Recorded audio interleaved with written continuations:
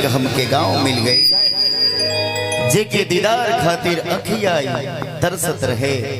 आज हमके छुए खातिर आप सबके पाँव मिल गए, छुए खातिर आप सबके पाँव। हम नागेंद्र उजाला ये पावन पवित्र धरती के कोटि कोटि प्रणाम कर रहल बानी। और आज ये छठियार के कार्यक्रम में उपस्थित तमाम काका पितिया चाचा भाई मित्र माई बहन मंच पर मंचासीन आदरणीय कलाकार गुरुतुल्य म्यूजिशियन गण साउंड वाला भैया सबके हम कोटि कोटि प्रणाम कर रहल बानी। यही से श्रद्धा के सुमन आप सबके चरण में अर्पित कर रहल बानी, वंदन कर रहल बानी, अभिनंदन कर रहल बानी, चंदन कर रहल बानी। एक मिनट का दिवस आ जाए। परम आदरणीय हमने के बड़े भैया डॉक्टर बिपिन जी दू गाना गावे के मौका मिलल बा, बस जय हो।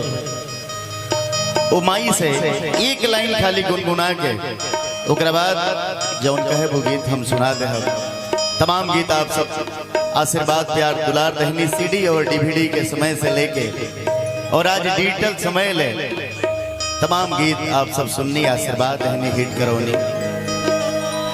बस वो बबुआ खातिर शिवांश बबुआ खातिर एक लाइन। हे माई शिवांश बबुआ के जय हो भाई जय हो। उस हाल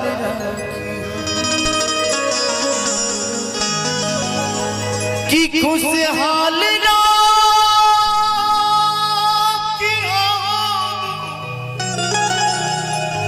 और जंजाल राखी ए मोरी मैया ए माई शिवांश बबुआ के उस हाल माई से ही अर्जी बा, विनती बा, प्रार्थना बा कि बबुआ के खुशहाल रखिए। मगर विपुल भाई कहाँ बानी? आइए संगे हमरा उपस्थित बानी विपुल भाई गाँव से भैया संगे लेके इन्हें माइक दिया जाए। दो गीत सुनाए विपुल बाबा बहुत 10-12 मिनट में निरहुआ का आवाज एकदम तुरंत बोल दे। आई बाबा एक लाइन बस आशीर्वाद ले ले। अब भैया डॉक्टर साहब खड़ा हो जाए।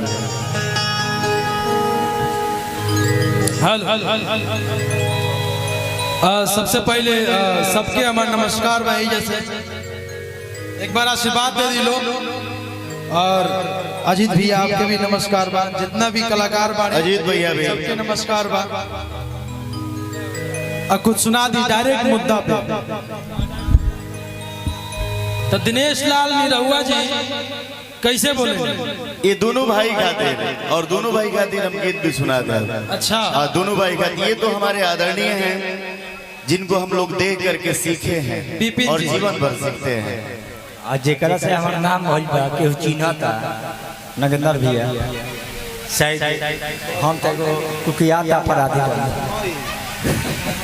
सच्चाई बात ये है भैया के आशीर्वाद भाई कि आज सनी नियर भतीजा हमारा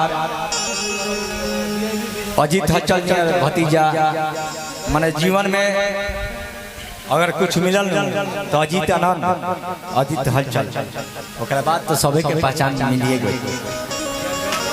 हाँ सुना दी। तो दिनेश लाल यादव निरहुआ जी बोला भाई। अरे भैया तो जवन कहा तानी तुम ध्यान से सुनी है। कहे कि भैया अरे भैया आज हम अमरपाली जी